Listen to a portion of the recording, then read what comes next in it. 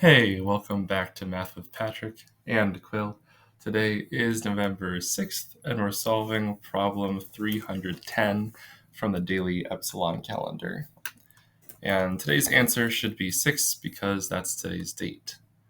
So we need to find the sum of the lengths of all sides and diagonals of a regular hexagon with side length 2 minus root 3. So we have a regular hexagon. That just means that like all these sides and all the angles are congruent to each other. Essentially, it's just like your standard looking hexagon. And it's telling us that the side length is 2 minus root 3. Root 3 is like roughly 1.7. And so this is a fairly small hexagon because this distance or this length right here is roughly 0.3. And we need to sum up all the sides and diagonals. So diagonals are just kind of these line segments that connect opposite corners. And so this is a diagonal right here. This is another diagonal. This is another diagonal.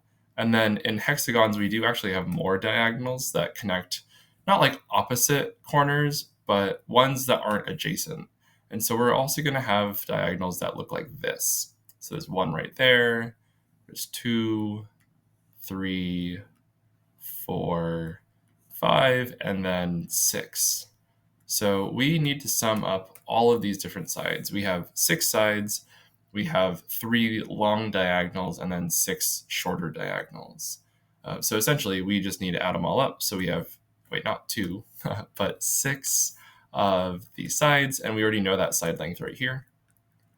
Then we need 3 of the longer diagonals, and then we need 6 of the shorter diagonals.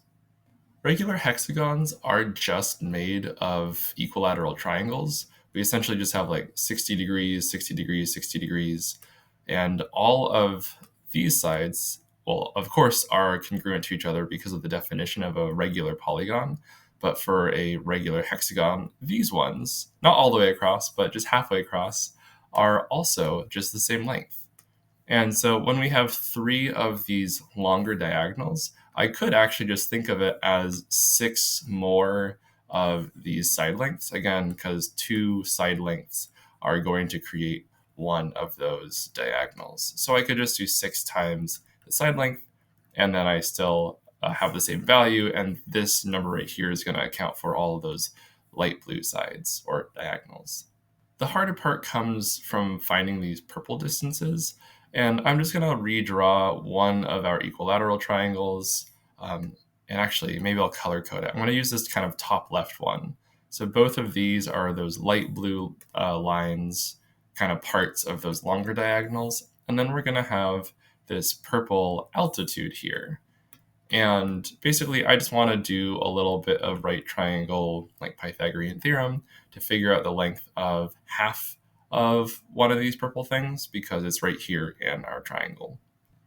Well, we already decided that this was the length 2 minus root 3, and this length right here, half of 2 minus root 3, well, we could just write like this.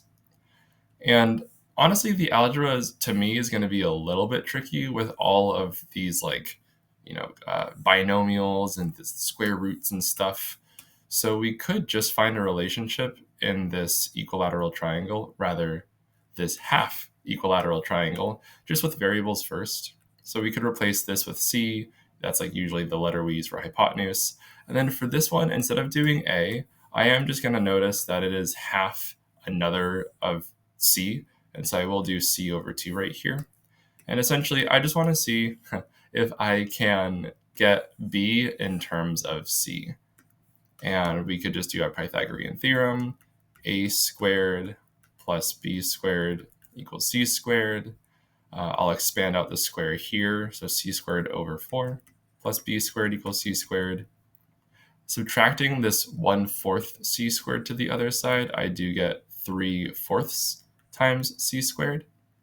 And then square rooting both sides to get b by itself, we get b equals the square root of 3/4 c squared.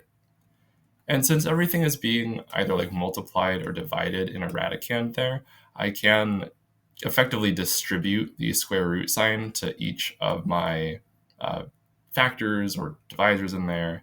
And then ultimately we do get root 3 over 2 times c.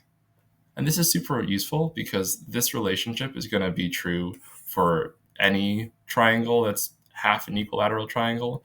This b right here, again, is just root 3 over 2 times c, c being the hypotenuse. So this value is just root 3 over 2 and then times c. And then maybe I'll distribute that. Maybe it'll look a little bit better if I do so. This root 3 over 2 and that 2 create just a root 3. And then minus root 3 times root 3 is 3. And this over 2 kind of stays. Cool. So one purple length is equal to this. And we need 2 of those lengths actually to create one of those short diagonals.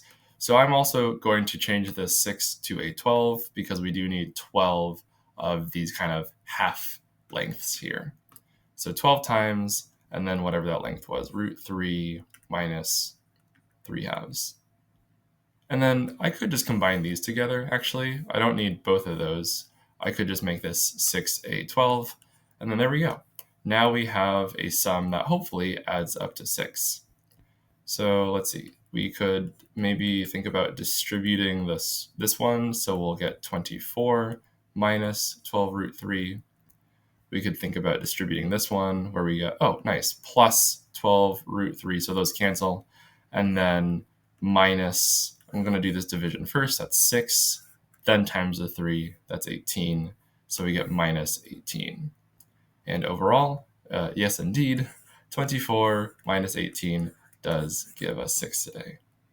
So if you take this regular hexagon with this side length, add up all the sides, and both types of diagonals, you will get 6 today. So I think we're all done. Thanks for watching, and I'll see you tomorrow. Bye.